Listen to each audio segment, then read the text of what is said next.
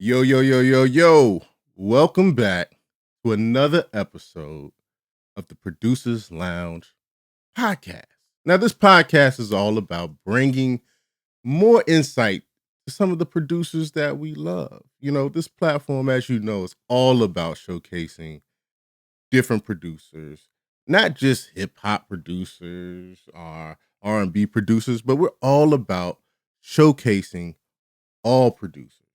And today, I have a very, very, very, very, very special guest, a producer who has been taking, I guess, the scene by storm out here, by the name of Ant the Symbol. Thank you, bro. I Thank you for having appreciate me. I you. appreciate you hitting me up to be a part of this experience. Absolutely, bro. You listen, man. It was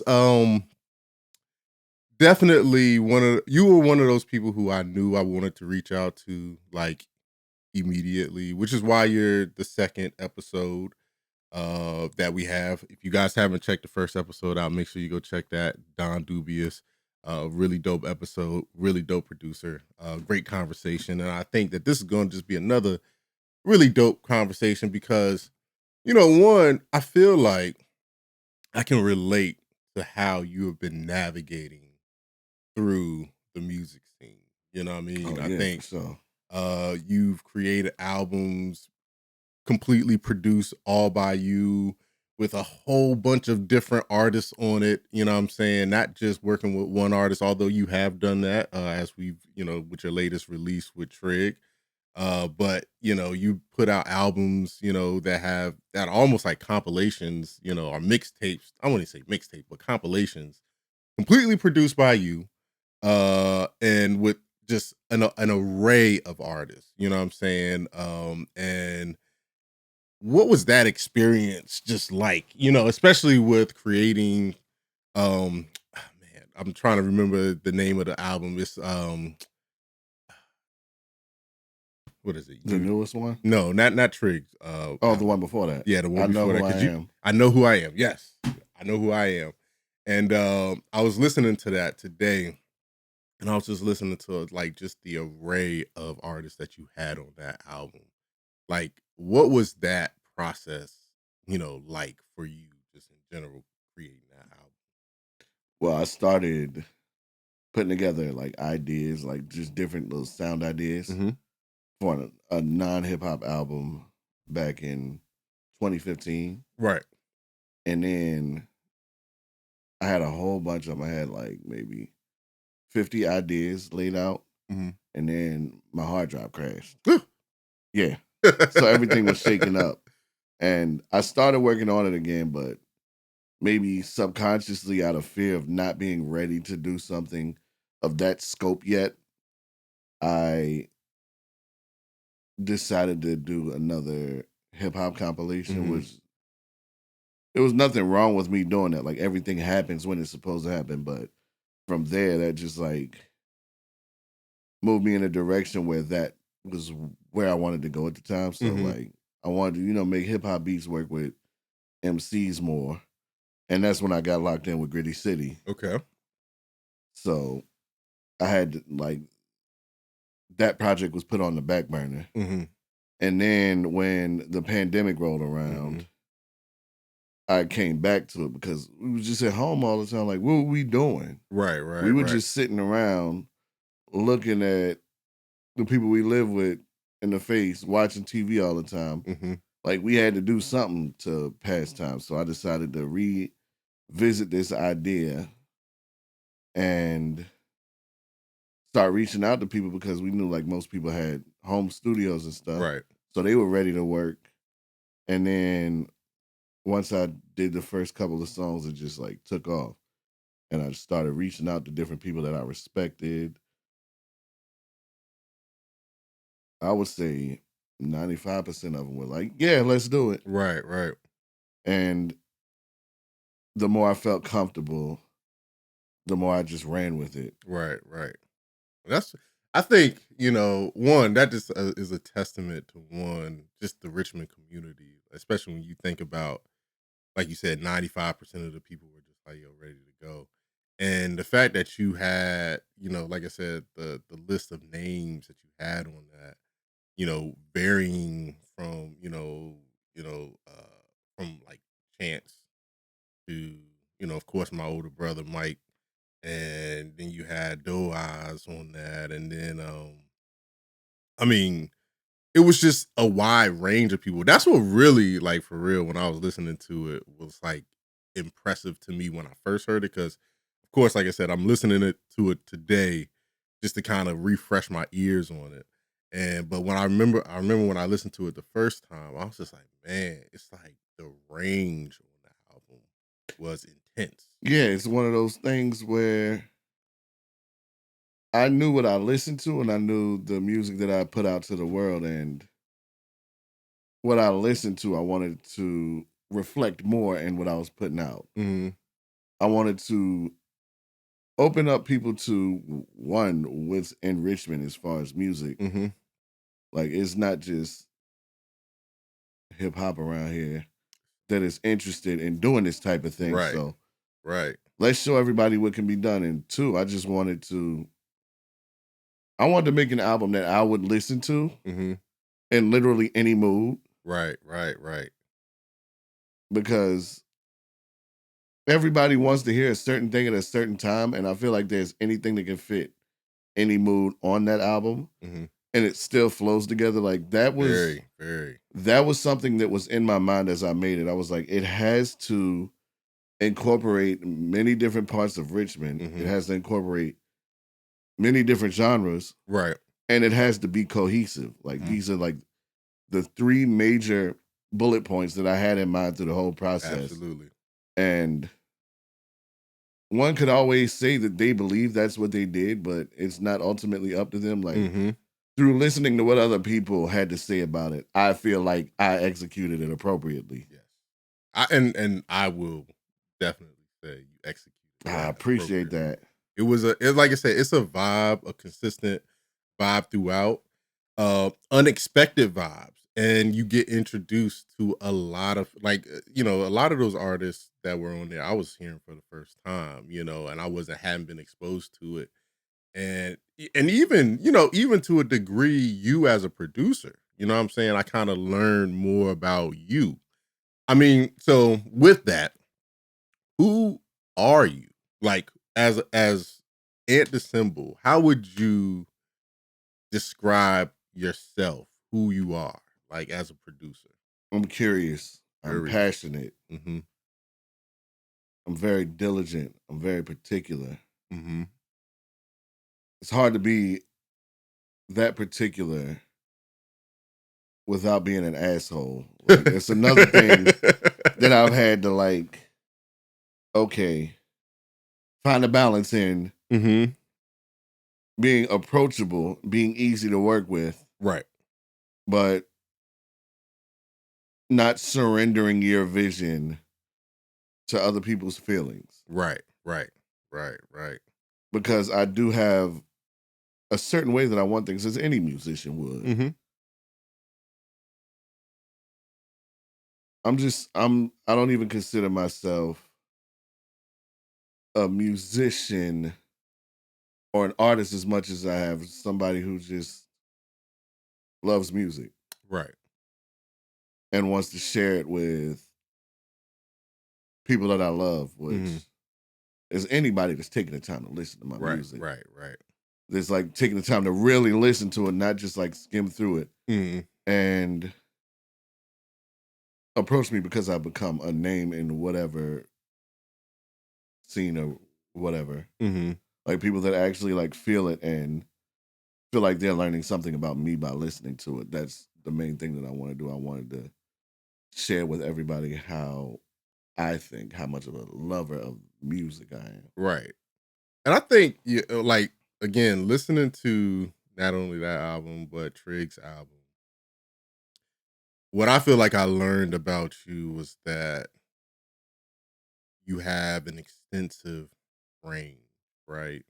And I think, cause see, that's kind of what I, as a producer, I kind of pride myself on, is like, not being pigeonholed into a sound. I feel like a lot of us, especially growing up, late 90s, early 2000s, it's like this idea that you have to have a sound. Like you have to Right. have a sound, and that's the only way you're gonna be successful in this game. Which is wild to me because the main person who was like really doing it, really blowing in the late 2000, not the late 2000s, late 90s, early 2000s, Mm-hmm.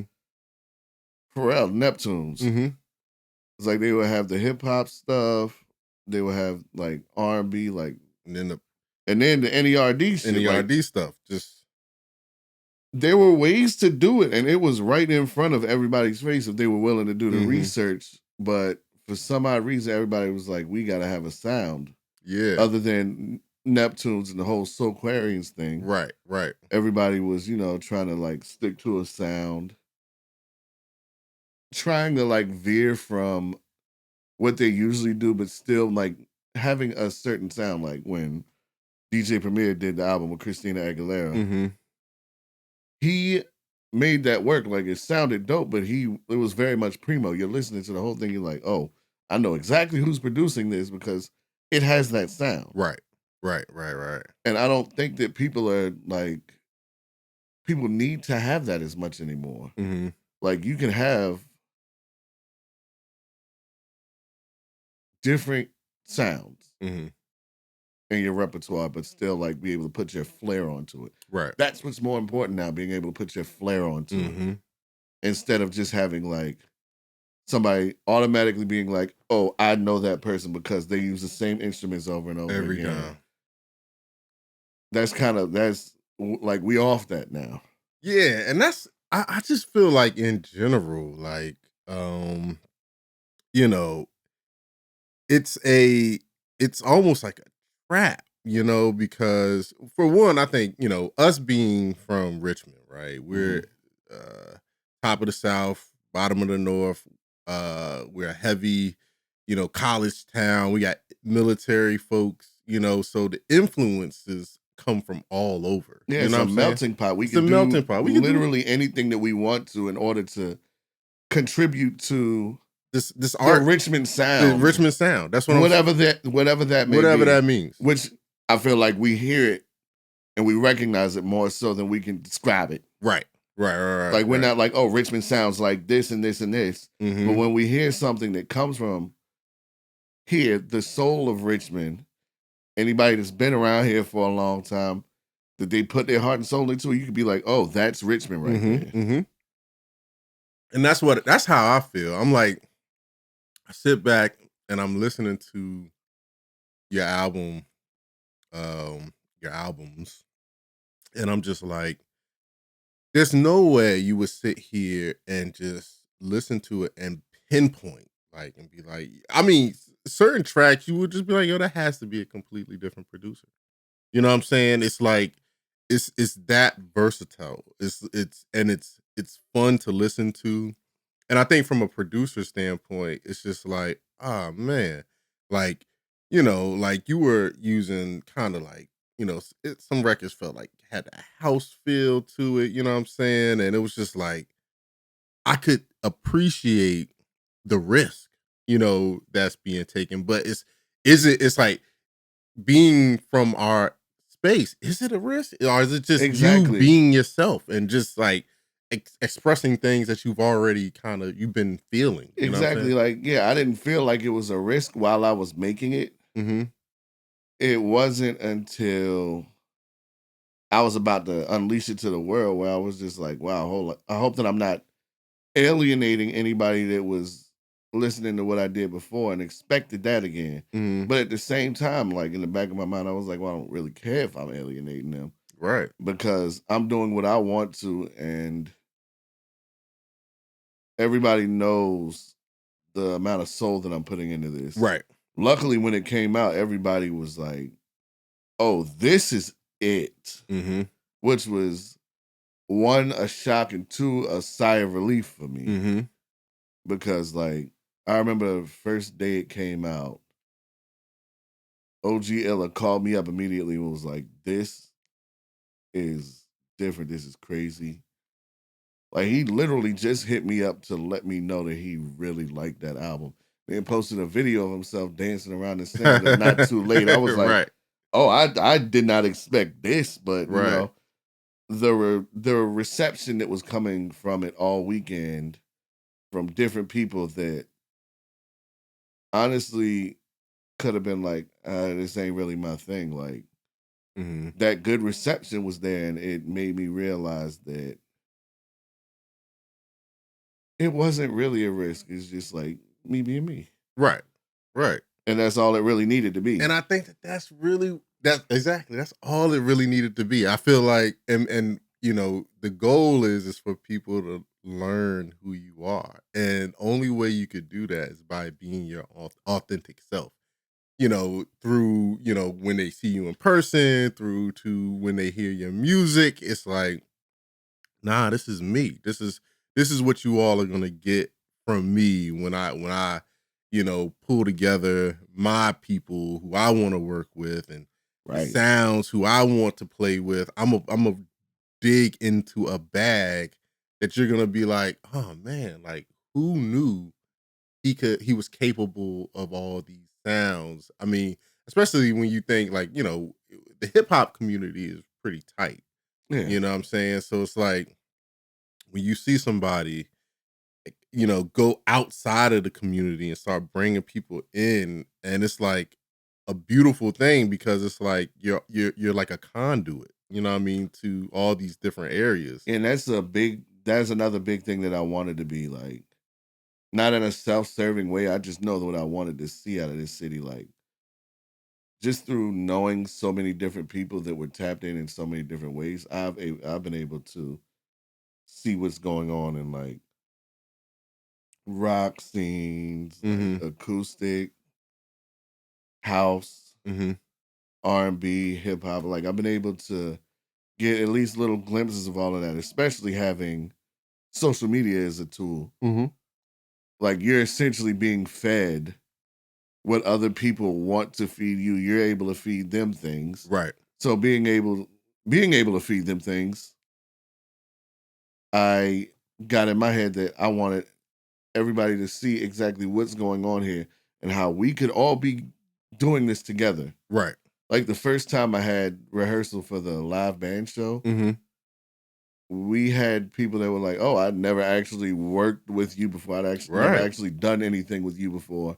So it's dope to be in this same room with you."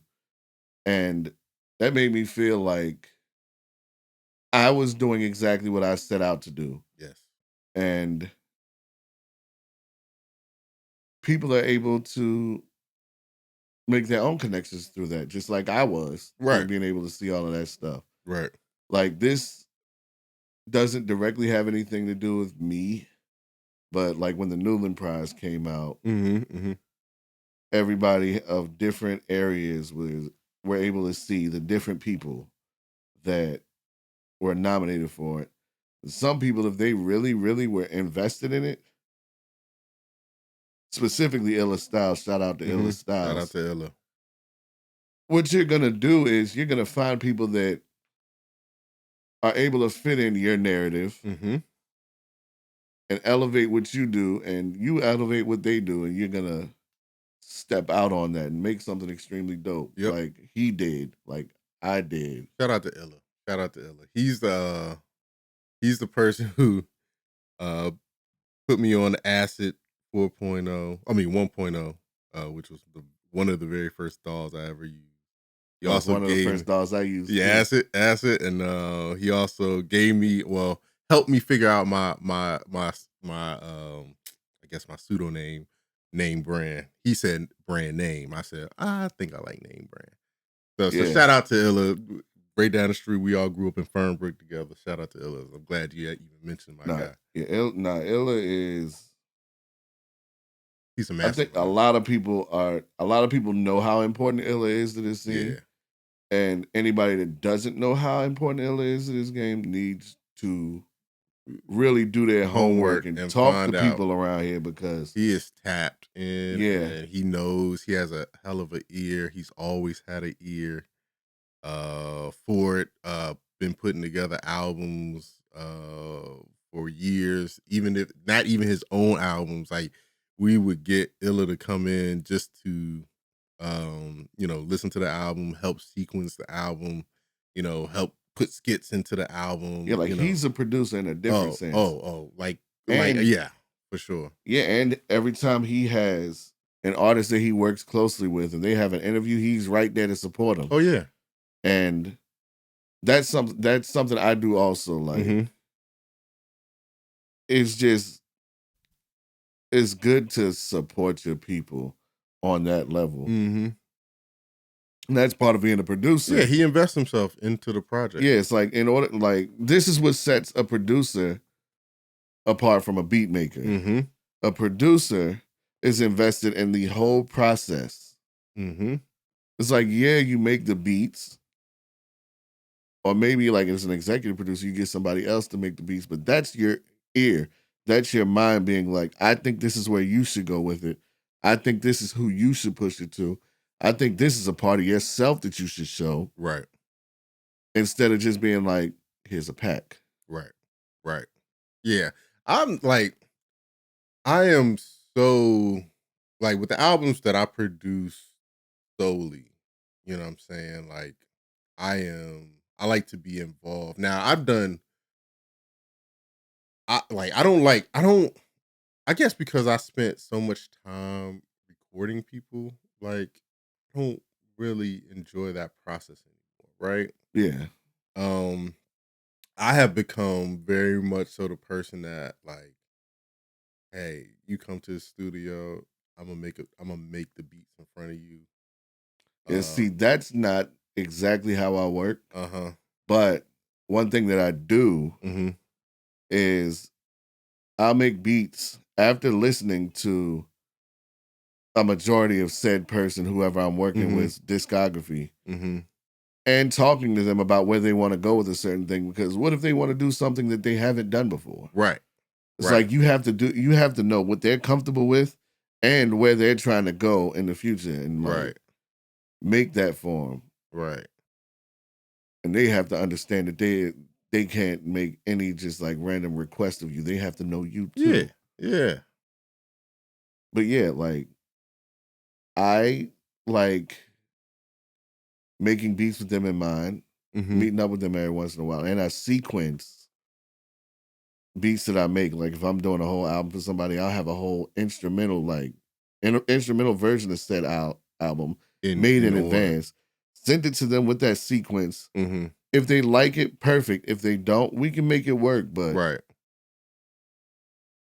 that's just the way that I'd like to play a role in it, instead of just giving somebody a bunch of beats. And like there's one rule that I have with people that I work on full projects with. I'm like, all I ask of you is that as you work on stuff, as you record songs or even demos of songs, send it back to me. Right. Ask me what I think that you should do differently. Right. Ask me on a very broad level, just if I like it or not, because I don't want to put something out with my name on it that I don't feel really is a reflection of what I like. Right. And I think as you go through that, right? And I think people, at least the artists who I work with, like they tend to be very like, what do you think? What do you think? And almost kind of, you almost can sense the anxiousness around, their hoping that I like the song. And for the most part, like I'm one of those producers who like, look, if you write a song to one of my records, like I'll be clear if I don't like it. Right. You know what I'm saying? I'll be very clear about it. But like, hey, yeah, I don't. Maybe you could try this, or you might want to revamp that hook a little bit, or something like that. Or something as simple as that's not where I would have gone. That's not. Yeah. But at the same time, it's like I always really just want to encourage like the artist just to get out whatever emotion that they have. Yeah, And that's why I like recording with, like, I like producing in front of artists. Oh, You know what I yeah. mean? So there, and it might only be like 1 or 2 sessions where I might actually produce in front of them like that. But it's that connection of them saying, "Oh," it's like watching somebody make the pizza, you know what I'm saying, and make the dough. Like, you know what I mean? They're kneading the dough. You see the effort that they put into that Oh, yeah. particular beat. Oh, dang, like he's, really trying to get this bass line right. Oh, he's really, taking his time to find these drums, whatever. And they kind of really have the opportunity to see, how it's made. And Mhm. then I think what ends up happening is they garner a certain level of appreciation for the art that they've gotten. Oh, yeah. Hey, this is not just no microwave type stuff. It's like, yo, he really took some time into it. And not only that, he blew my mind while he was doing it.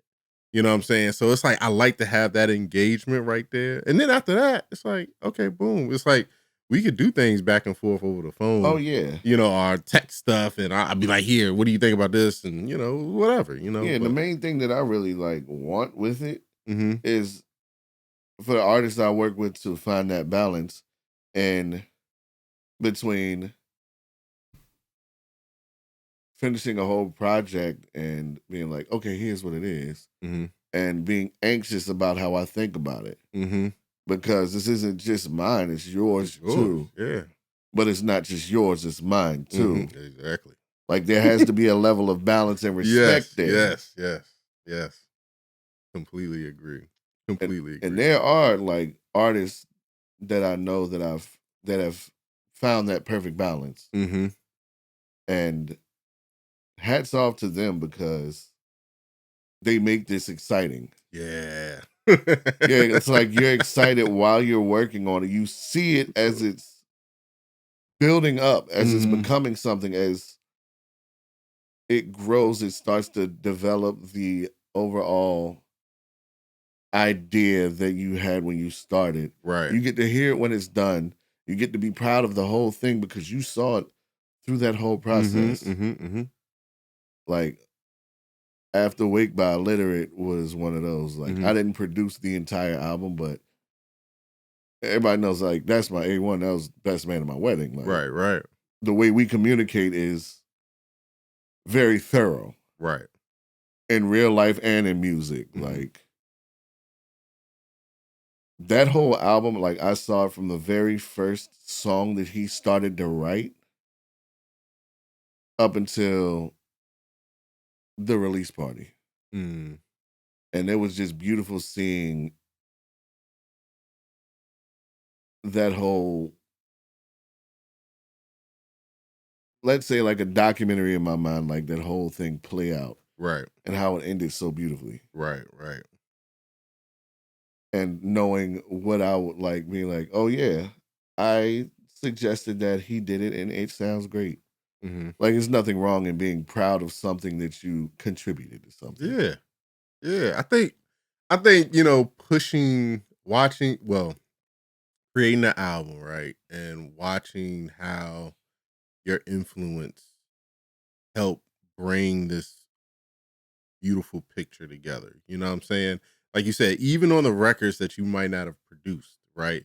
It's still you have that relationship with him enough to be like, yo, try this. Oh, And to this day, the closing song on the album mhm, is my favorite. I did not produce it, but the way that it just like is the perfect capstone on that album is, and it's just a beautiful song. Like regardless of where it lies in the album, it's a beautiful song. right. Like that's my favorite on it because it's just the passion there Mhm, mhm, and the beauty of the song itself and the idea behind it is perfect. right, And like being able to see that build into the song that it ended up being was one of the most rewarding parts of that process, right, even though I had nothing to do with that song. right, right, right, right. It's a beautiful thing. Beautiful thing. So I guess, and I'm kind of going back, like just so that therefore people can get an idea. How long have you actually been producing? How long have you been on this journey? Because I like to call the journey? I'd say that not as far as just making beats, but me like expressing any creative outlet. Mm-hmm. It's been 20 years Mm. because I started off just like in my room or even in class. Like, honestly, I didn't really care about class that much in high school. Like some classes I cared about, some I didn't. The ones I didn't, I'll be like writing stanzas and rhymes to, like hearing beats in my head and all that stuff. Even like taking instrumental tapes from like MF Doom, Jay Dilla, Kanye, Yeah. like any instrumentals that I could find on like Soul Seek or LimeWire or whatever, anywhere that I can find them. Shout out to LimeWire. I was about to say, I just dated myself like crazy. Shout out to LimeWire, the hell out of myself. Napster, all that stuff. Shout out. Yeah, but like anything that I could find on there, I would just like grab it. Like I wanted to do music so badly. Like when I was 6, I started taking piano lessons. Okay, I was just about to ask you. Yeah, do you have any previous musical experience? Yeah, you know what I mean? Like from 6 to 10, I took piano lessons. Okay. From 14 to 17, I took guitar lessons. Oh wow. Okay. And then 17 to 18, I taught myself the bass. Right. And then like just through, and then of course at the same time, like 16 to 18, I was like starting to explore like writing little rhymes here and there. It wasn't really my thing. It's just, hence why I don't do it now. right. Understood. But through that, I started making beats. Like the summer before my senior year of high school, I started making beats. And looking back, those first few beats is like, oh, they were terrible. But you know, you were just starting. What did you expect? You don't just dive in and be the next Mad Lib or whatever. Right. So it's like over the years, I've just been like making beats, putting myself out there. It's like there are a lot of things that I made that people were like, "Oh, this is dope." They probably shouldn't have said that to. But it is what it is. Like I wouldn't have gotten to where I am without all of that stuff. Like it's just like learning lessons over that entire 20 years. So how much would you say, you know, the piano lessons, the guitar lessons, the, you know, teaching yourself, how much does that influence your music to this day? Do you play to this day, or do you play on your own, you know, stuff, or, you know, how does it influence you now? I do a lot of like playing and programming like backgrounds. Like there are a lot of like sample bits that I use because we had like people didn't always have samples at the palm of their hands like we do. And I know that I like, you remember when 16 by Rick Ross came out and Andre 3000 played guitar in the end and everybody was like, oh shit, that's terrible. Like, I know that like it's gonna take time for me to get like real good at it. But I don't want to have to like sacrifice that to create when I know that I have these ideas in my mind and a way to execute it. And musical knowledge where I can still do it in my own way without having to play instrument upon instrument upon instrument. Like I'm still young enough to where that I could take these lessons if I had more time. Right. It's the thing about a 9 to 5. It eats up a whole lot of things. 40 hours a week.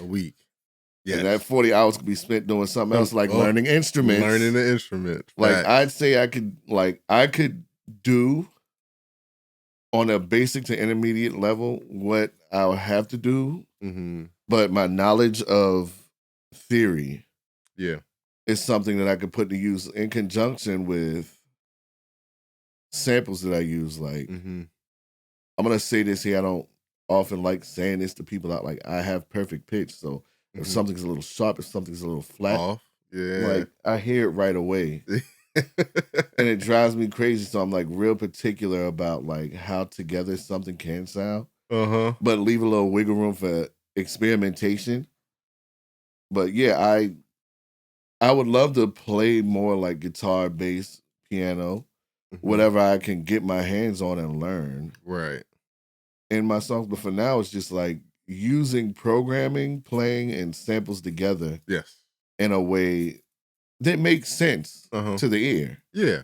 And it's funny because that's how I have no musical training at all. Like everything I've learned and done has all been by ear. Like, I play by ear. I don't. And see, that's a gift in itself. It is. And, I always tell, and I was talking to Don, and I hope this doesn't sound repetitive to people who have saw this, but it's like, I feel like this is where ignorance is bliss. It's like, it's perfect, right? Because it's like, I know that there are a lot of producers out there who won't take certain risks because they do have the musical theory and the musical knowledge, and they'll be like, "Oh no, this is not supposed to go like that." According to theory, it's not supposed to go. Yeah, like there are a lot of things that I do where I'm just like, okay, like being friends with like DJ Harrison and like I want to get him in so bad. Charles Owens and all of that. Yeah. Just like being friends with them, like having them hear a lot of my music and knowing the musical background that they have, I was like, yo, this probably doesn't make sense to them. It probably sounds like trash to them, but I'm like, okay, but it doesn't sound like trash to me, and it probably doesn't sound trash to a lot of people that listen to it. But I wonder if they also listen to it and be like, yo, it sounds like freedom. Yeah, like, exactly. Sounds like just being free and unadulterated, just like, yo, I'm doing what feels good to me. Exactly. Right? Like it definitely, that's definitely the thing that does not stop me from doing what I want to do. I'm like, okay, maybe it doesn't make sense to somebody that has like all of the classical training in the world, but when I listen to it, it makes me feel a certain way, and it's not their music, it's mine. Right.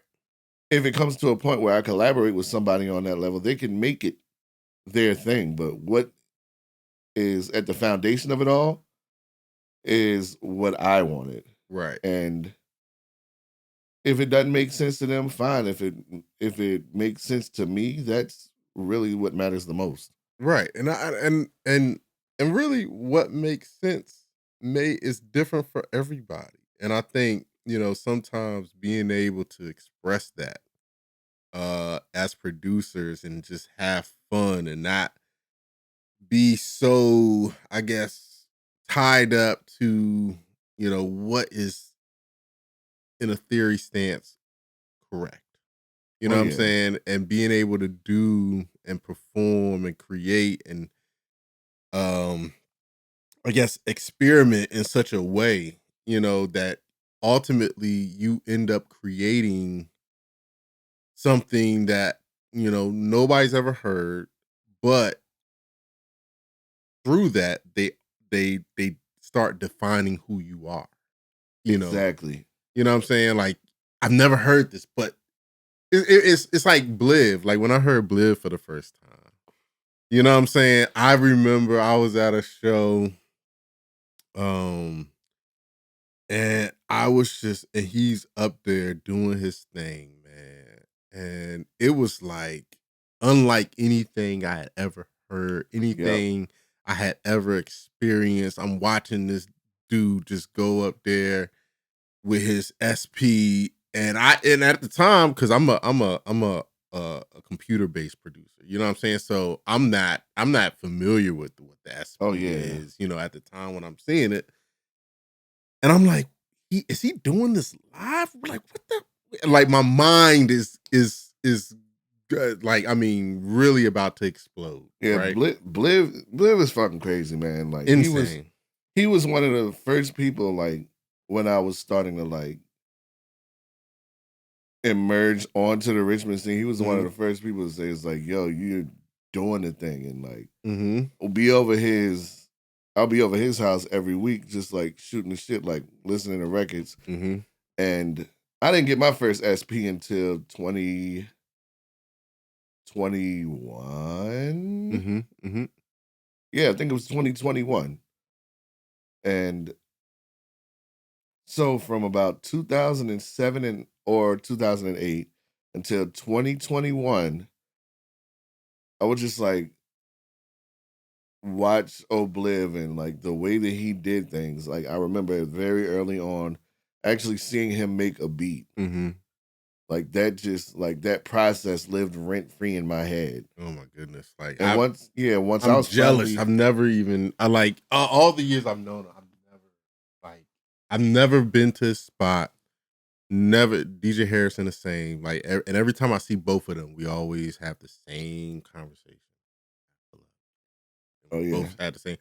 And it's like I want to hear your story just about the myth, the legend Ohbliv. Like, Yeah. what is that like? Like first of all, his energy is just so welcoming and humble. Mm. And like there's never been any ego there. Mm-hmm. Every time I see him, it's like it's the same dude that I met back in 07 making beats out of his apartment, like giving me like recorded tapes and stuff. Mm-hmm. Mm-hmm. It's like he's major. Like everybody that knows anything about lo-fi music knows who he is, but he doesn't Yes. give that off. Like we talk about music, life, everything every time I see him, and he's just like it's like a big brother to me. Mm-hmm. And that always made me feel very comfortable. And it's like DJ Harrison, I've known him for years too. Mm-hmm. He's another one that just like maintains the humility with all that he's done. Like he's on stone's throw. Yes. I like the label. Yeah, exactly. And like every time I see him, it's just like seeing family. Yeah. It's like you never really miss that much of a beat. Like yeah. That's how and that's the craziest thing, because that's how I feel about Bliv is on the wall. That's how I feel about both of them. Like, it's like I see them and it's always like just this. I mean, we have such respect. Like, I remember the first time I really, really met Liv, like it was at that show, and I came up to him and was like, "Yo, you are amazing." He was like, "Bro, you doing that studio?" And I'm like, I'm taken aback. Why? Because I'm like, "Yo, you tapped in? Like, you tapped in like that? Yeah. Like, you know what I'm doing?" Like, and he's like, "Yeah." Well, he was like, "You doing in the studio?" He was like, "That's what." He's like, "Yeah, that's where it's at." I'm sitting there like, bro, I just wanted to show you some love. I wasn't even expecting anything in return from him. Yeah, that's at that particular time. That's the thing. They see it and they respect it too. Like they're still tapped into what's going on around here. And that's just how respectful they are. It's like they don't have to do that if they don't want to. They don't. But they are tapped in and they have respect for it all. Oh my goodness. And it just goes to show you, like, if you have any ego about you, leave it. Like, I'm all about omitting ego from any of this. Please. Because it gets in the ways, like, you can start to build up a certain idea of yourself in your head, and once that idea becomes too big, you start to move away from the art of it all. You start to think that nothing that you make can be some whack shit. And here's the thing.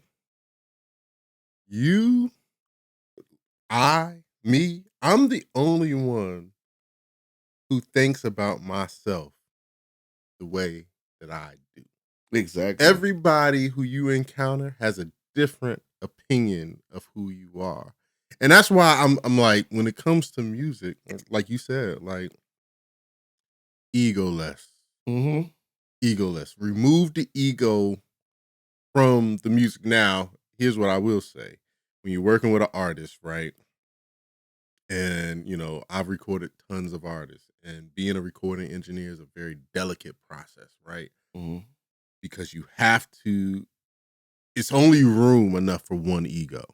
Right. When you're recording, right? Mm-hmm. And I can't be like the producer that I think I am in my head, because ultimately what I want is the best recording. And if you damage the ego of an artist in the middle of a session, it will come through on that mic. You know what I'm saying? You got to know when to separate it. You got to know. You got to know when you're a producer, when you're a fly on the wall. Yes. when you're an engineer, you just got to know what role that you play in whatever you're doing. Right. And it's like artists' ego, rappers' ego, singers' ego. It's a very fragile thing. But like, Oh yeah, they're coming in here and they're singing into a microphone and they're saying something that they never thought that they'd be able to say. Like, even I'm not talking about just if you're doing a party record, like okay, cool, yeah, you're gonna have your ego about that. But sometimes you have artists coming through and they are singing some or recording some very intimate songs. yeah, and then that's when your opinion is not important. It's not important. It's like, yo, how do you feel? Like, I want to make sure that as they are recording that song, that they feel as whole as possible. In life and in music, one of my Yes. least favorite things is unsolicited advice. In life and in music, but in life, Yes. It's nothing worse than unsolicited advice. Like, I know very well when I'm going to struggle with something, Mhm. I will ask for help. I'm not afraid to ask for help. It's all part of the experience. If you don't ask for help and you don't like unsolicited advice, you're going to be stagnant. So if I find myself struggling with something, I'm not going to be afraid to ask. Right. And that's pretty much how any artist thinks. And you shouldn't, regardless of what greatness you feel you have, that's not something you should take away from another person. Exactly. So yeah, it's very important for anybody to just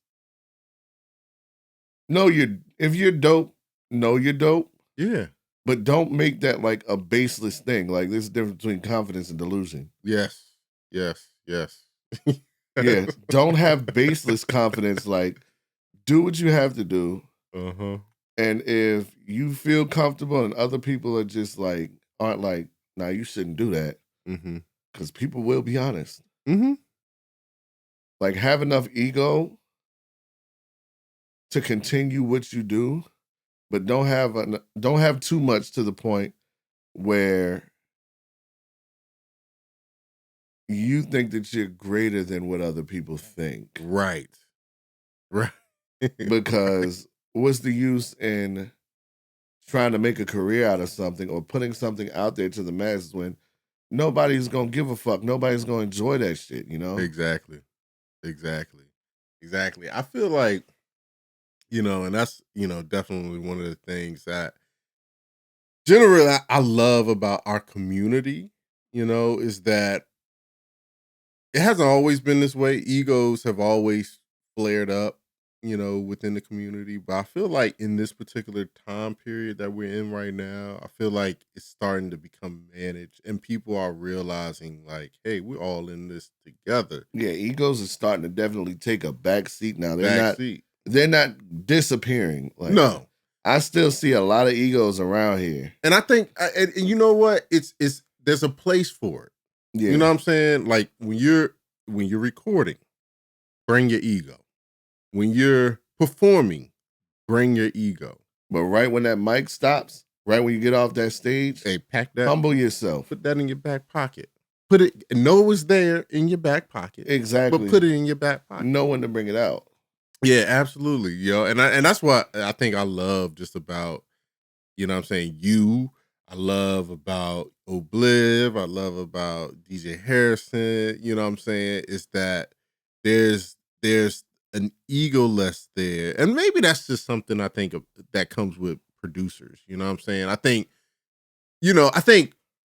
being that we are like the creators, you know what I'm saying? We are like the beginnings of the song, you know what I'm saying? Like, and often we like by the time the song is out, it's the artist that's on it that sadly takes the credit, right? You know what I'm saying? And it's okay because see, at the end of the day, that's how humans process music. They're not thinking, of course, they like to be cool, but really they know that it's going to be the lyrics and they're going to tie themselves to the artist that wrote the lyrics. Exactly. Like a lot of people are putting like taglines in theirs now, so people can know who Who did it. Right. And that's all fine and dandy, but the reason that exists is because if somebody likes a beat, they'll be like, oh, this is such and such a rapper's beat, not, oh, it's that producer's beat. Exactly. Unless you really like into it, like you've got your like, you've been studying, you've been doing your research. Go like go you look know at them what credits. it's like, you when know what you Mad find Lib them. sounds Right. like, you know what the Alchemist sounds Right. like, and all of that stuff. If their name is the and the artist on an album, things like that, like, but other than that, like, yeah, it's the artist on the song that gets the credit for it. And I think that's why we're egoless, because we're never the one that's just like, that's also why I started doing compilations, because it's like, this is based on an idea concept that I had. Right. I don't want to hold back my all-encompassing concept that I had with a whole bunch of different tracks, just because I don't have one person to go to. Like, I can pull a whole bunch of people in here to do this, and it still be a reflection of my art or what I thought. I didn't feel the need to just take a back seat. Like, I have something to say too. I have a certain art to make. Right. And I feel like any real producer, not just people that are out here making beats with clout, which there are plenty of that, and they go away quick. Oh yeah. We know who they are by the fact that a year after you start talking about them and hearing what they're doing, they're no longer there. You hear nothing. Yeah, the ones that stick around for the longest. Oh man, it's art there, and I can't even tell you. Like, and I think I have like like my, like I get borderline disgusted.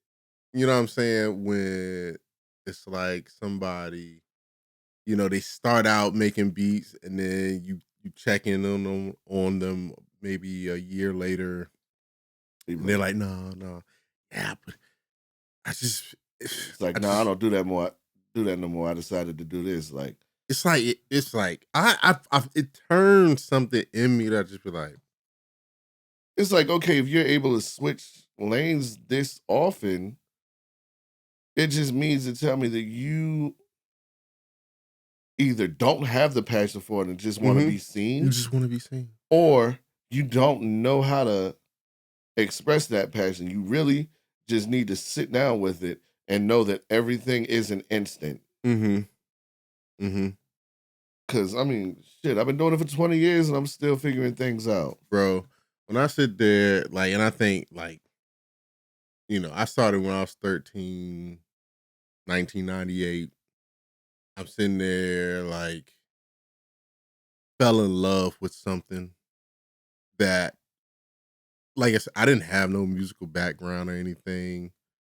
And I was making some duds after duds after duds. Oh, yeah. You know what I'm saying? And it's like, I never stopped. And that's a different type of love. Exactly. Like, that's a big thing with me. If I don't want to do something, I'm not gonna fucking do it. Yeah. But it's like, yo, you really want to do something. Yeah. You gonna make them duds until they not duds no more. Exactly. Like, once again, like that long time doing it, and I'm still doing it.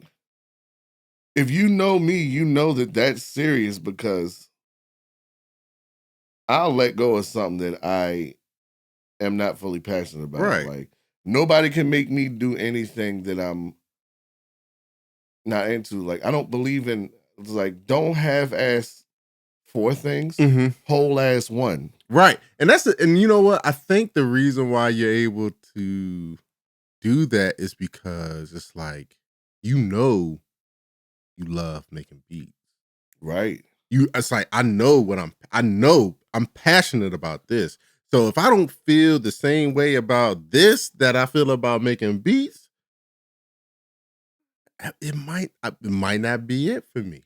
Yeah, exactly. Like that's how I feel about, like, when I've tried to write music. You know what I'm saying? Like, I've written, and every now and then I might light the mic up and just, you know, do my thing real quick. I don't like writing. Like I don't Yeah, like it. You know, exactly. or I might be like, yeah, I don't really like my voice. And I don't really feel like putting in the time to like figure it out. Yeah, like my ear is my gift. I'm Yeah, gonna that's use my that as much as ear. possible. Yeah.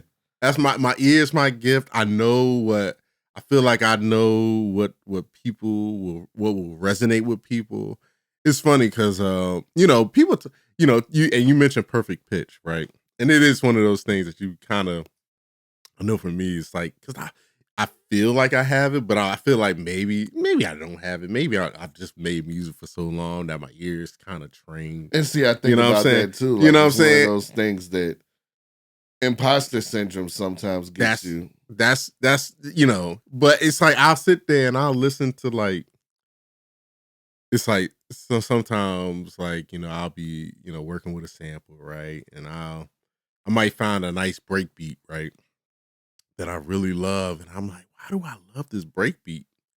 And then I'll look at the notes of the sample, you know what I mean, or the key of the sample, excuse me, and it might be in C sharp. And then I'll look at the key of the break beat, and it'll be C sharp. And I'm like, that's Hmm. it just it's like that's why I love it so much because it's perfect. It's like the perfect key for it. And it's like I do that it happens so frequently for me that it's like when I find a perfect kick or a perfect snare and I check the key of it, it'll be like, oh man, yeah, it's Yeah. in the same key of the fucking sample, which makes perfect sense. But it's like, you know, I don't know. I guess I think I have, you know, I wouldn't say I have it. I don't think I have it. I think I just really have listened to that many damn snares, that many damn samples to where it's like, oh, this works because you know, they're in the same key, Yeah. and I could pinpoint that out and pick that out. And that's a big reason why I Know Who I Am was like one of the hardest and easiest albums to make because there's so many layers there. There's so many different parts to it Mhm. that you have to make sure that all of the parts tonally make sense. Mhm. But at the same time, like if you give it to a singer, they'll like bring it together. Mhm. They'll complete it. They'll make it sound right. Yeah. So it's like, okay, yeah, I have this challenge, but I have people that I trust in order to complete it. Mhm. And how do you go about like? Because see, so this album, I don't know. Oh yeah. So that's my album, my compilation album that I put out years ago. Which by the way, you should do another one. So I actually I've been thinking about it. I've been thinking about that, but I just I just I get in my own head about things.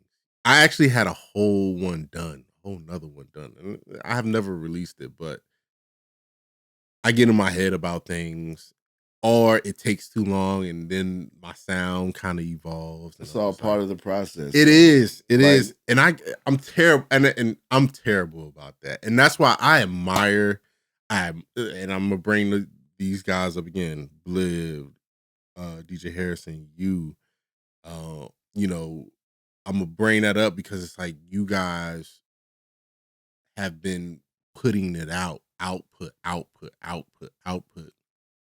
And I admire that so much because it's a freedom there. but I can't front like I ain't scrapped 4 different albums in the past 10 years.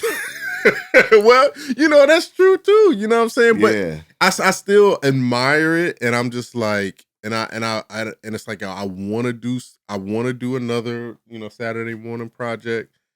But it's like I guess my question for you is like, how do you go about picking the artist who ends up being on these records? Like, because I almost, I'm just gonna say, because I almost feel like it's, I view artists as instruments, Oh yeah. you know, so it's like, more so than what they may say. I'm thinking about their tone.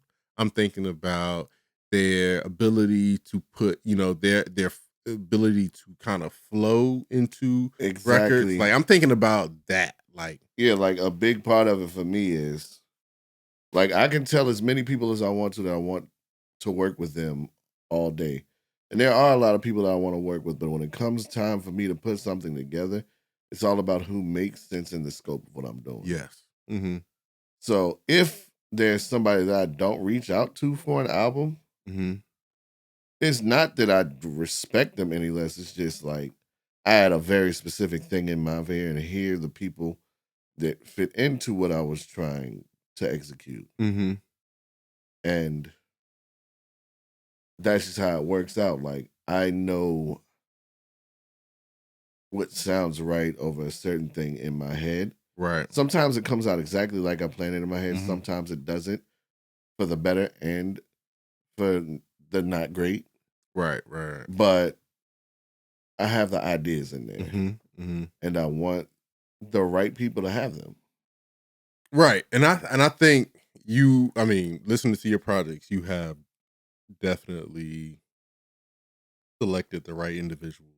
Like, and I was looking at the Shaco Records, your Shaco session, and it was like beautiful, bro. Like, I appreciate I am that. sitting there just kind of, looking at the array of artists. And we've kind of talked about this already, but it was just like that is it's not easy to do. And Not at all. and it's a testament to who you are as a person. Yeah, like when I Not even as a producer, but a person. when I put this album together, I had it in my head that I wanted to do live shows with a band. And when I put this band together, it came from going to shows and like seeing different people do different things. Right. Like the keyboardist, Steven, I saw them at the I Would Die For You Prince tribute. Mm. And they were just like into it, like feeling it. And that's why I made the decision of who would be my keyboardist. Right, right. Like just seeing the passion that was there and the talent that was there. Right. So just like going around to different shows, knowing different people, knowing how they would fit into what I'm doing. Mm-hmm.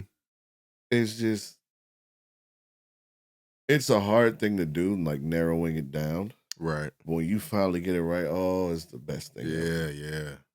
Like I really, really, really was excited by the end of my album release party. Right. Because you just had so many people up on that stage, like giving their all to it. And they did that for me. Like they believed in me enough to the point where they were like, yeah, I'll absolutely do it for you. Right. Like it gets difficult. Like everything has its difficulties sometimes. And the fact that like certain things happen in certain ways, certain things get difficult. And they're still like, nope, we're still right here by you. We're still gonna help you to convey the message that you're trying to put out there to everybody in every audience that you play. Right. That's a blessing because I ain't perfect. Nobody's perfect. Like I'm still learning this whole thing. Like this past year, I just did like a year ago, right about now, I did my first fully confident full band show. That's a part of producing that I never really tapped into before. But taking that horrifying leap, Right. which you got to scare the shit out of yourself sometimes. Like that's just something that's all part of it. If you ain't scaring the shit out of yourself, then you're not pushing yourself hard enough. That's true. And I definitely scared the shit out of myself a few times this year, but it all worked out in my favor, I feel, because even if the show wasn't perfect, I learned from it and I know how to go into the next one to do it. And on top of that, I know how I would how I would incorporate them into recording the next album. Like I made a whole bunch of beats and ideas, but this is where the next level of production comes in, like pulling musicians into studio sessions and getting them to do their thing over what you're doing. Like that's something that I'm gonna delve heavily into for the next album. Mm-hmm. And it's really exciting and nerve-wracking at the same time because there's a certain larger level of art that you're striving towards Right. that could end up going perfectly. Now, for me, it'll probably end up going exactly the way I want to because I'm not going to settle for any less than that. Right. But that doesn't make it any less scary. Right. And that doesn't make me feel any less like I have room for error. Right. But I have the right people around me doing it, so I think it'll be all right. Mm-hmm. But yeah, like it's all a part of production. As again, production versus beat making. Mm-hmm. Making sure everything lines up. Like you can make beats, you can send them to people, and people can do things over your beats. But if you don't make it all line up, then all you are a beat maker. That's a fact. You have to make everything make sense. You have to make everything feel right. You have to convey the feeling, the message that you strive towards the right way in order to be a producer. Mm-hmm.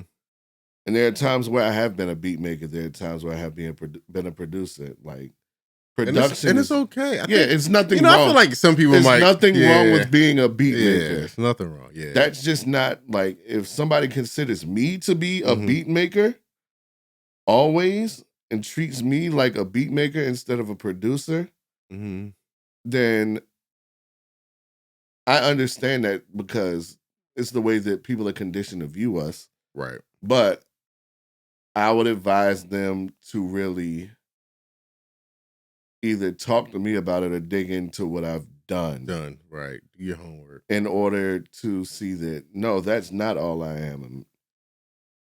If you approach me for something, whether it be in a collaborative aspect, or you just want to listen to something by me, you got to understand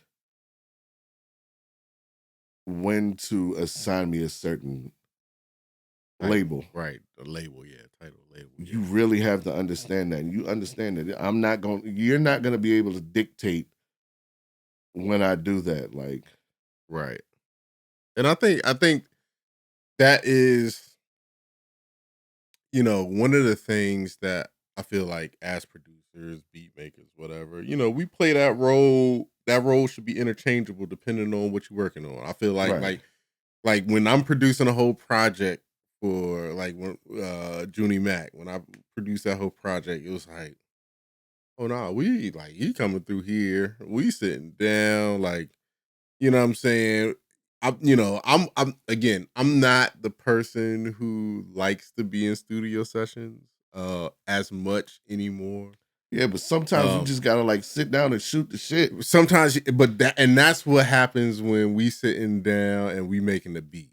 Like we shoot the shit. Like Troy will come through and we just shoot the shit, and we'll create and inspire the next record. Exactly. You know what I'm saying? Through just shooting shit. But like I was saying earlier, it's like they know they got like a producer that's fully into what they doing. I'm on board. I'm creating things. When they send me stuff back, I'm, because that's my favorite part of it. And I'm gonna ask you your favorite part.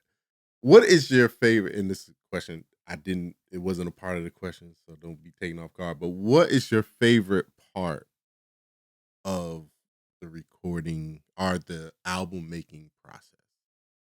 Our song making process. For me personally, it's the post production. I love post production. I love, once I I always tell them, it's like, hey, look, as soon as you finish recording that verse, send me the verse. That's it. Yes, I automatically start thinking about post production and the way things are going to be sequenced, what I'm going to do with it, how I'm going to change certain things. And here's the thing that might make me seem like an asshole to people sometimes.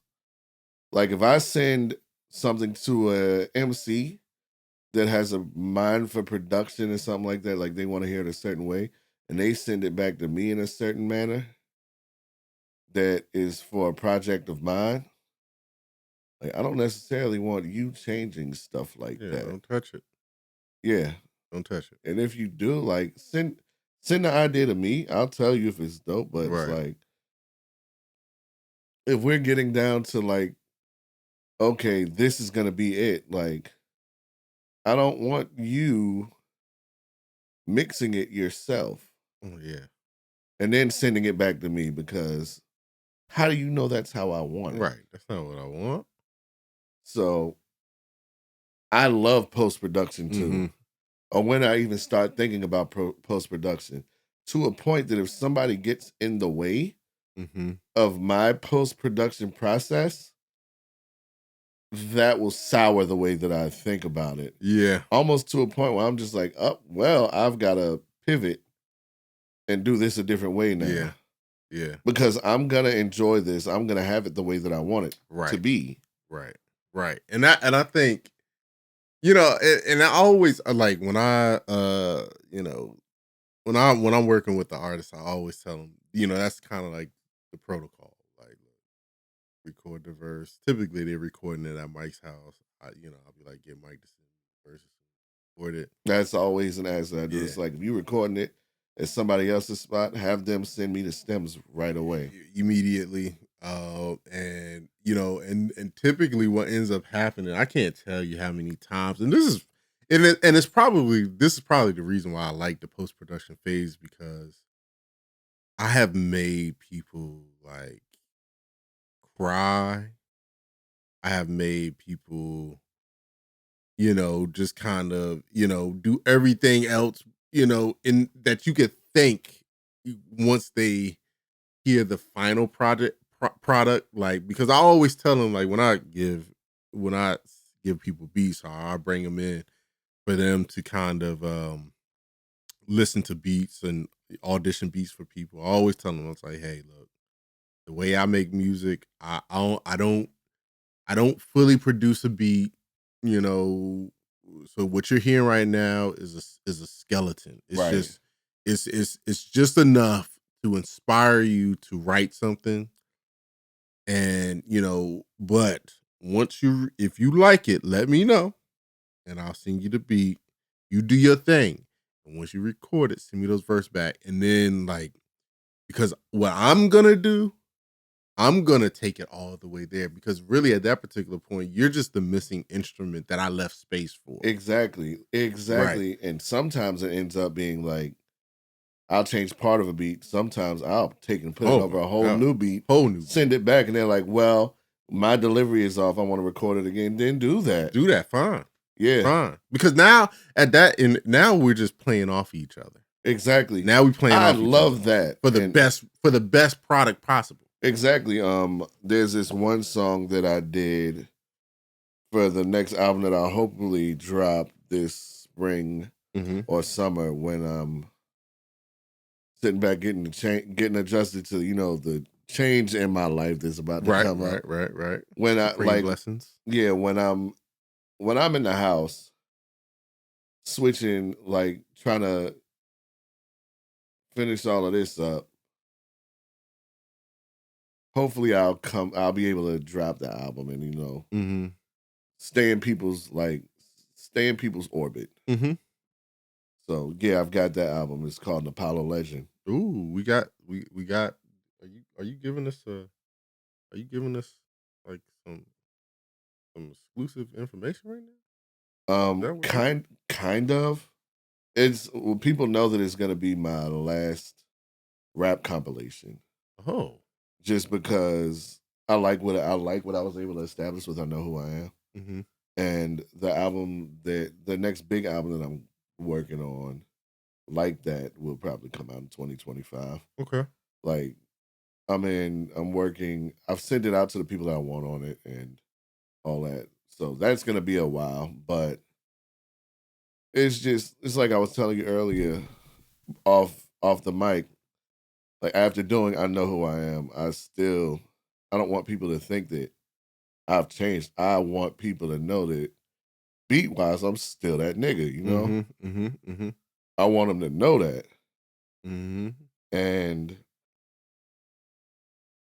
I want to just do one last hip hop compilation because I've met so many dope MCs over the past year. Right. And I just totally got off topic. One of the songs for that is it's called Virginia Gentleman. Mm-hmm. It's by Literate and Tassarel. Okay. Yeah, okay. And it's a beat, like the beat is just a chopped up sample. And of course I added a little beat to it to make the like drums in that sample come out, but it's like real bare bones. But at the end of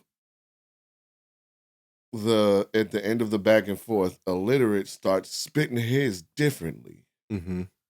Like he just like he builds like you know how he has a real like laid back tone. Yeah. But it's like he's delivering his last stanza and then like ramps it up and then starts spitting like this. Right. Like he doesn't do that often, but when he did that, I heard it. I was just like, there's a different part to the sample that I hear in that. Let me compliment and I was him. able to redo the beat with that end section as a like switch up, and it has just like more like the way it's chopped has more of a punch to it that matches the energy that he was giving for it. And like it was just so exciting to like having the stems from what he recorded, being able to put that beat into it and hear it. It's just like, oh, that's where we're going with it. It was just exciting to hear that elevation of it.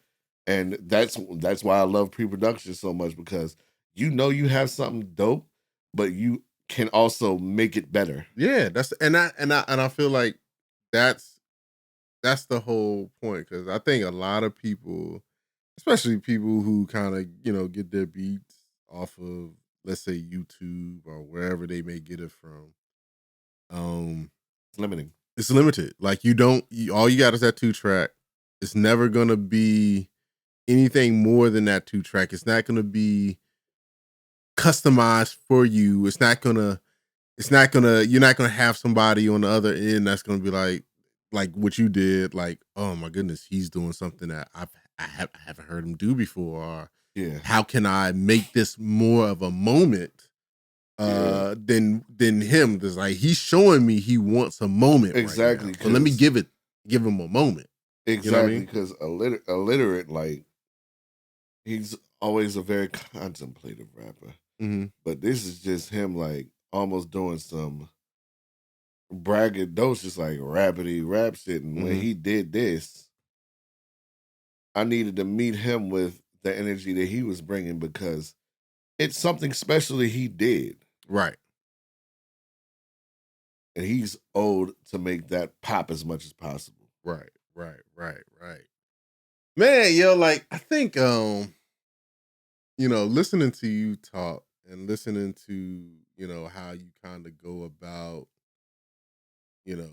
I guess, approaching music and, where you want to go with music and your music, like, how would you say, and who would you say your musical influences are, and how do those musical influences ultimately inspire you to kind of, navigate forward, Jay Dilla, of course. I wouldn't obviously. Have you read his book? I haven't. I haven't had time to sit down and read it yet. Just really good. Everything going on in life. But one day, very, very soon, I'm gonna take the time to just audiobook that joint, man. And now I like the feel of a book. Like, I'm gonna buy the hard copy, but yeah, I just need to sit down and take it in. And, take that in. Madlib, with the versatility he did with like all the beat conductor stuff and all that stuff, and the fact that he could still make a raw ass beat, that's a huge influence. And then like people from like trip hop in the 90s, like Massive Attack. Okay. Portishead. Okay. RJD2 later on. 07. Like just a whole bunch of like trip hop and electronica. Yeah. That came out in the 90s and 2000s. That was like a major driving force, because I was in high school. I was finding out about a lot of new music that was just like fueling my passion for it, and as a result, my creativity, my desire to want to create something. You know what? I think hearing those names it, this is why I do the podcast. I think now it just makes even more sense. You know what Oh I'm yeah. saying? Like you name some, influences that I'm just kind of it just Like yeah, it like puts the picture. Like DJ Shadow, and one of my this is a person that doesn't get named as people's favorite producer of all time. mm-hmm. And I can tell you who that person is and why they're my favorite producer of all time and why I don't think that many people list him. Mm-hmm. Q-Tip. Oh, you gotta read. But Oh, yes, yeah. yes, yeah. Q-Tip is easily my favorite producer of all time because of the work that he did with Tribe Called Quest. Yes. The work that he did with Dilla with the Oma. Yes. And then a lot of people aren't really as hip to the Kamal the Abstract open era. Yeah. Kamal the Abstract did not, it leaked onto the internet, but it didn't drop until 2009, right after the Renaissance dropped. So right. By that point, I'd already known about it for 5-6 years. Mm-hmm. But I had listened to that. I was like, oh, he's elevating his craft like crazy. He is using what he knows, what he has done to make this rock jazz hybrid album. It was a rock jazz hybrid album that he rhymed a couple times on, but that's what it was. And then he took that to the next level with Open and Live at the Renaissance. Right. To a point where the label was just like, we can't drop this because it doesn't have any, it doesn't have a hit. It doesn't have a single on it. Mm-hmm. And luckily that leaked to the internet too, because I got to hear it. And it was, honestly, the scrapped albums are still in my rotation more than Amplified. Right. More than the Renaissance. Even more than Love Movement, Beats, Rhymes, and Life, and People Instinctive Travels. Midnight Marauders and Low End Theory, of course, staying there pretty regularly, but Tribe holds its place in my life too. Yeah, yeah. But Q-Tip was, for lack of a better way of putting it, he was able to just get weird with it. Yeah. And labels are gonna be labels and be like, we don't think this will be accessible with the people. But the shit that he was making was some of the most forward-thinking, of ahead of its time. That's a fact. Inspirational shit to me. That's a fact. I probably thought of him a lot in creating I Know Who I Am and the one to follow it coming up. And it makes so much sense. And it's just it makes so much sense. The next one has a lot of that electronica, house, trip hop influence to it, because I had a couple songs on the last one where I tapped into that, but I wanted to delve into that a little more because it's a style of music that I listen to so much that I wanted to tap more into. So what other way to do it to just do it? Right, bro. Oh my goodness, it's so read J Dilla book, and you'll probably have even more of an appreciation for Q-Tip. Yeah, I think after Rap Elite, I'm gonna just take a few days and not do nothing. Yeah, and just stay in the house and read. Yeah, bro. For real. That's one of the things I've been trying to do over the past year. Is just trying to dive into I'm currently reading Miles Davis's book right now. Oh, I read that 5 years ago. It's crazy. It's so good. So far. Stories that he had. Yeah. So I'm just kind of tapping in, into some of these, these musical influencers and heroes that I guess you could say. Just to kind of get a better insight, to them and understand why even I make it, make the music that I make. Yeah, I was just about to say it'll allow you to look inside and then look at other people that influence you. Right. And perhaps take that influence and use it however you may. Yeah. And it might shift the way that you make music too. it's very important to find insight in the way that other people do it too. Yes. Which is why it's good that you're doing this thing too, because I guarantee you there are other episodes that I'm going to listen to where people do things differently than I do. Right. And I'm going to be able to I didn't think about it like that. Right. And this is why we need to be putting our stories out there too, because we're not just people that are just like, oh, here. We have artistic minds too. Yes. Which is why, like, we need to be respected just as much as people that are out there holding the mic and spitting words to you, because exactly, we're conveying a certain mood too. Yes. We're not even, we are the mood. Yeah, we're the mood. We're not the warm up. We're the show too. Yes. Exactly. Like, if it wasn't for us, this particular person would have never thought of these words to even say to you. Yeah, and if they did think of those words, they'd just be screaming them into the air. And it wouldn't make no sense. Doesn't make any sense. And it wouldn't make no sense. Like, it might sound cool, but it's not going to sound complete. Because you need us. And guess what? They will sound as odd as possible until they found that perfect beat. And that's what hip hop is. Exactly. Like, it's based around the perfect beat. You could say the perfect bar, and either way. It's like, it's funny because I feel like so often, and I grew up around a bunch of rappers, right? A bunch of artists, and it's like this chicken or the egg conversation. When it comes to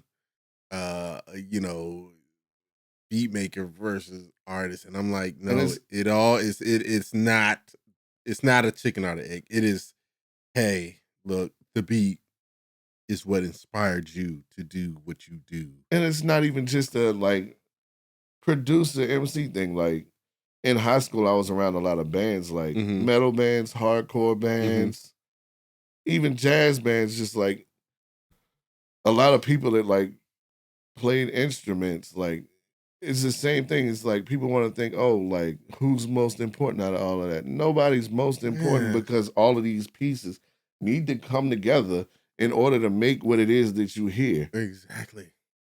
While somebody may take more of the forefront, one piece is overall not more important than the other. It's not. And one piece was definitely created before the other. Exactly. Period. So it's like, it's like, don't start elevating us above MCs or people that play instruments.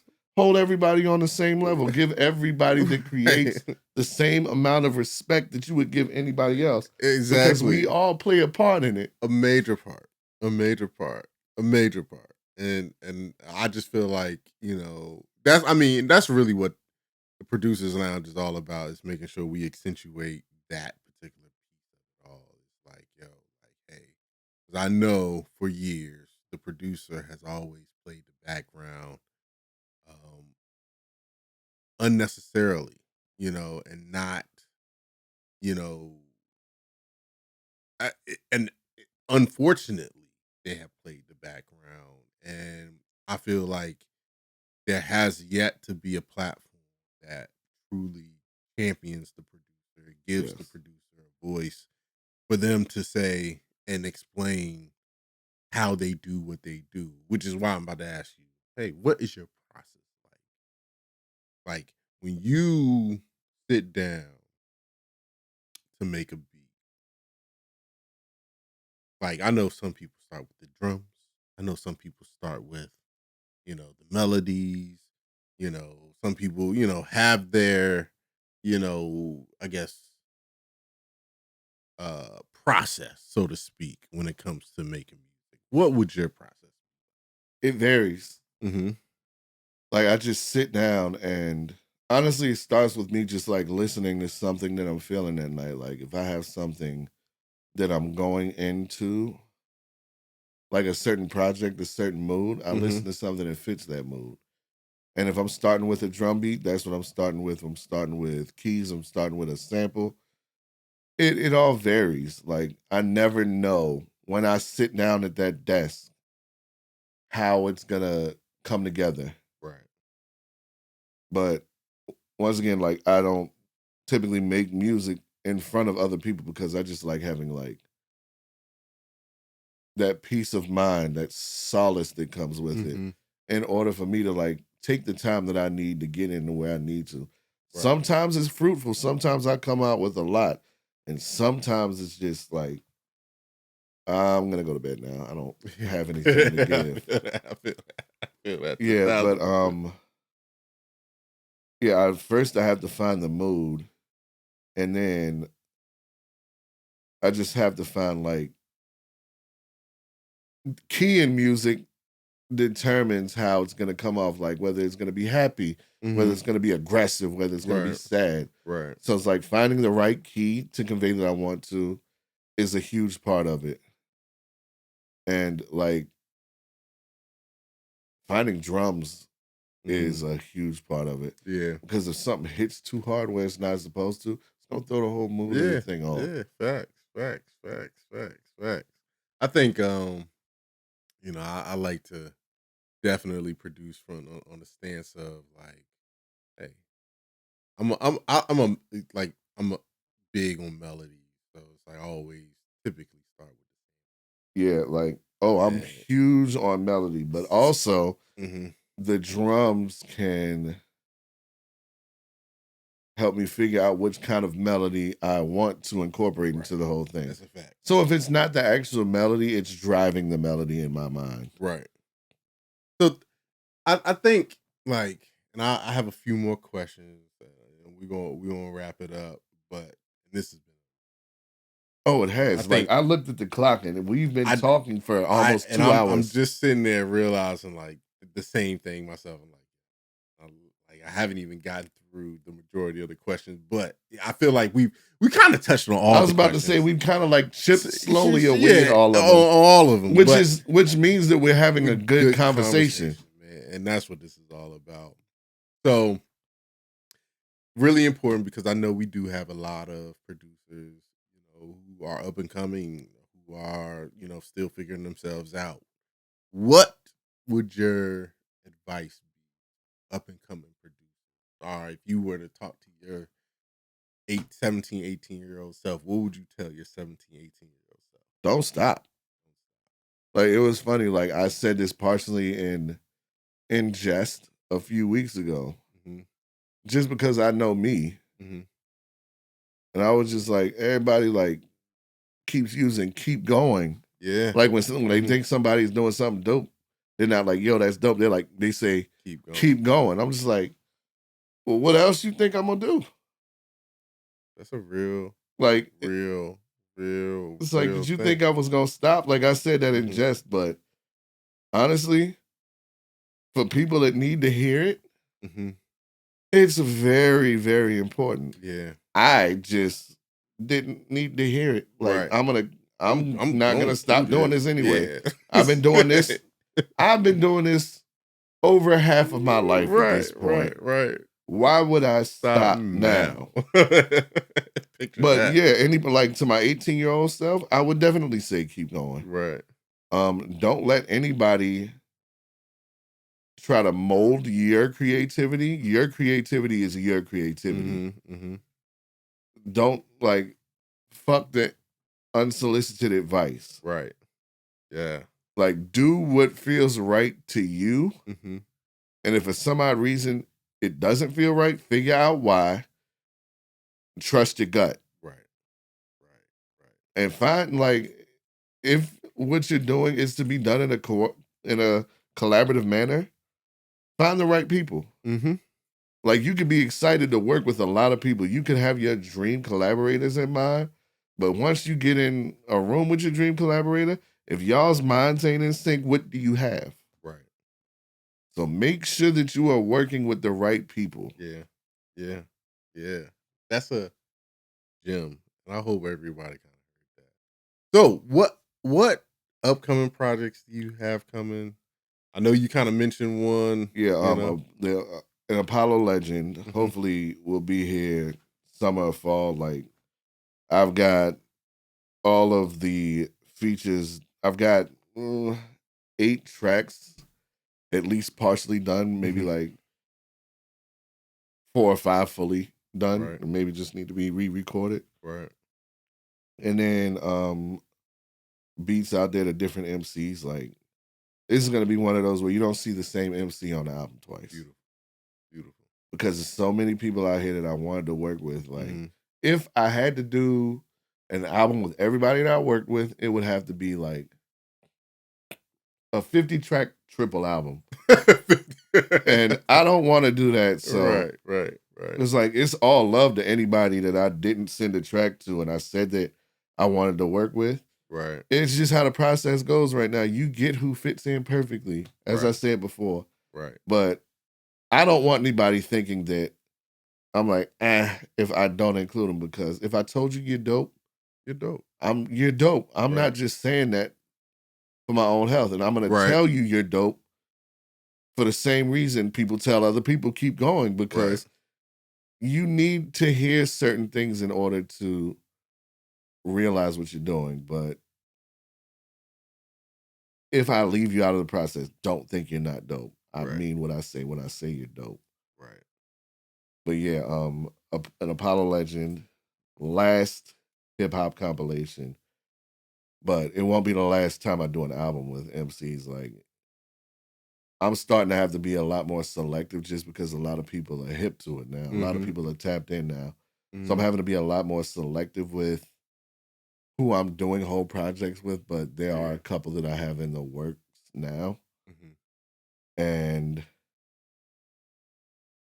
aside from all of that, the follow-up to I Know Who I Am, which I'm going to take the next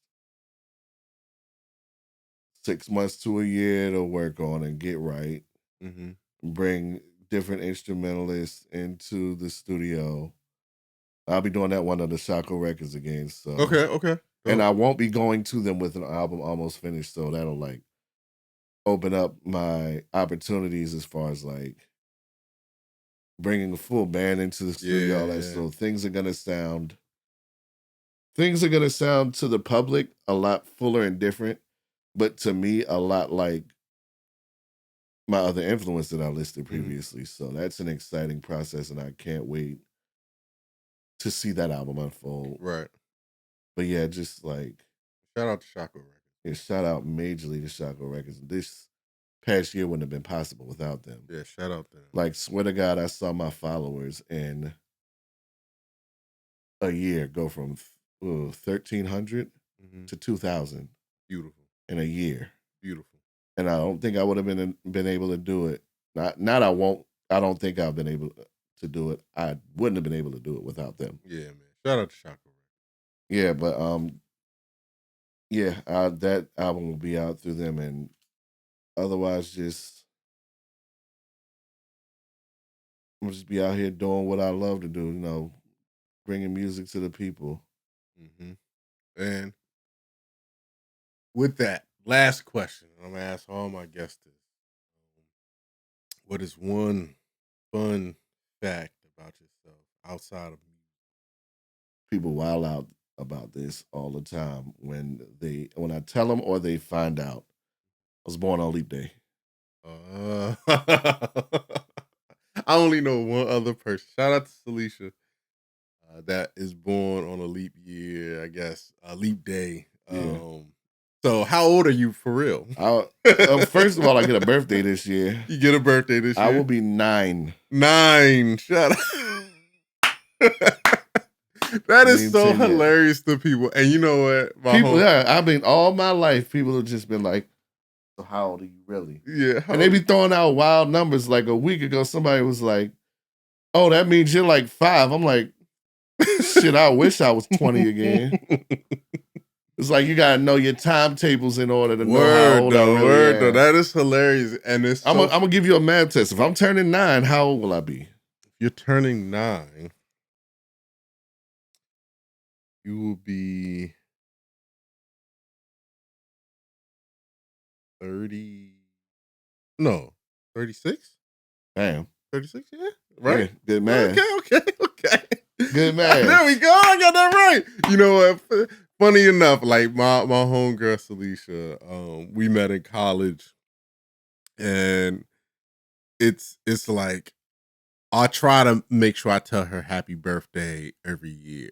You know what I'm saying? But it's like, of course, she does it doesn't her birthday doesn't come every year. So it's like I always end up hitting her like, the day before or the day, the Yeah. kind of like the day after. And it's like two little pieces about Leap Day birthday.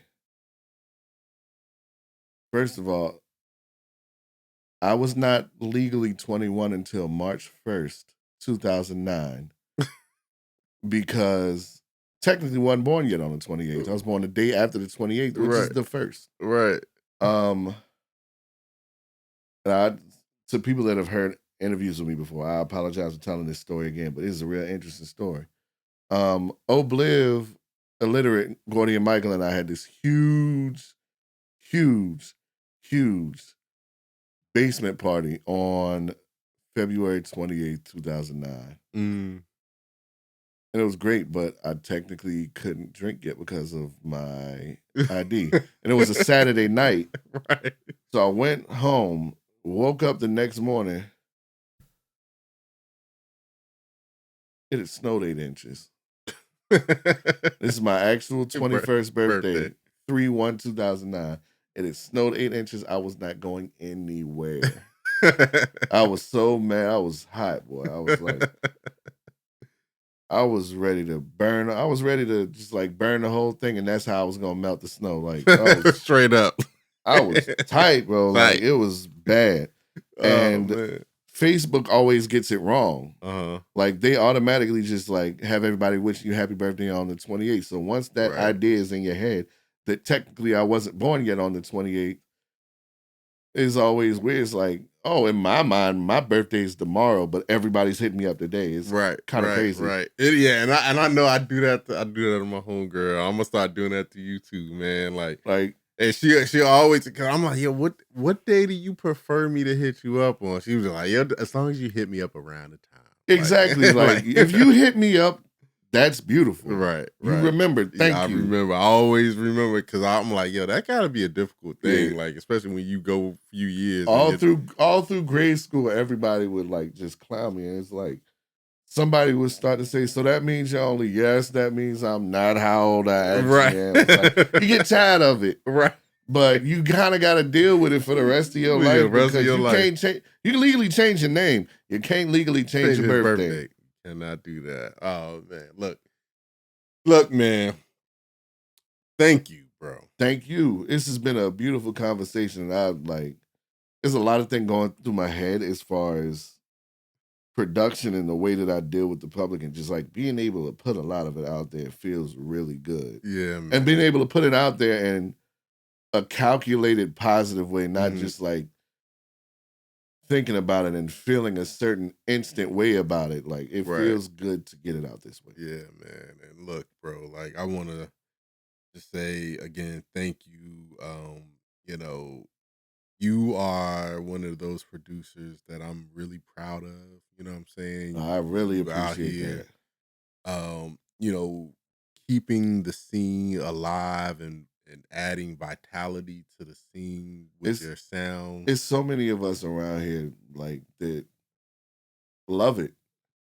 Yeah. And to be a part of keeping it alive and flourishing is just a gift to me. It's beautiful. Man, so beautiful.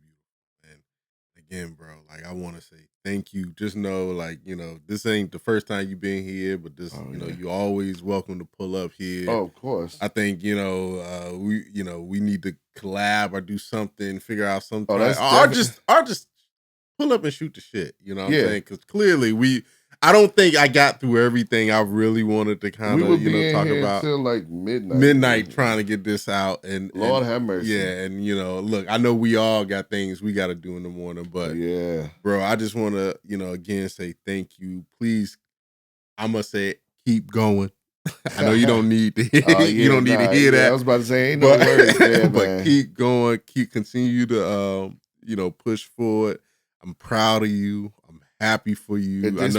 I know you got a lot of things coming. Oh yeah. And this platform, it is good to hear keep going, because that to me feels like encouraging me to challenge myself more. Absolutely. It's like understanding what you mean when you say keep going is different than just saying keep going. That's So a fact. That's a fact. much So, respect on that. you already know, dog. So look, everybody out there, I want to tell y'all, thank y'all for tuning in. If y'all gone through the whole interview, listen to the whole thing, I want to tell y'all thank you. There's going to be more Thank you interviews so to much. come. Y'all make sure y'all tap into Ant the Symbol, amazing producer, as you already know by now. So look, until next time, love is love. Peace, peace, peace. Peace.